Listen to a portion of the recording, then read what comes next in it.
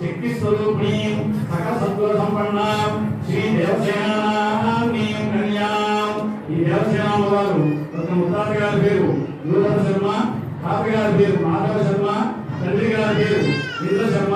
ఈవిడ దేవసేన మొత్తానికి కూడా అధిష్టాన దేవత ఉన్నది. ఆ దేవసేనలన్నీ కూడా నడిపించేవాడు స్వామి. ఆ యొక్క శక్తిని మొత్తాన్ని కూడా ఆయన చేతిలో పెట్టుకున్నాడు కాబట్టి ఆయన దేవసేనాధిపతి అయ్యాడు. ఆ దేవసేనాన్ని కూడా వారిని చెప్పేసరికి వాళ్ళందరూ కూడా ఆ యొక్క సంబంధాలు రెండింటినీ కూడా ఖాయం చేసుకుని స్వామి దగ్గరికి వచ్చి చెప్తున్నారు.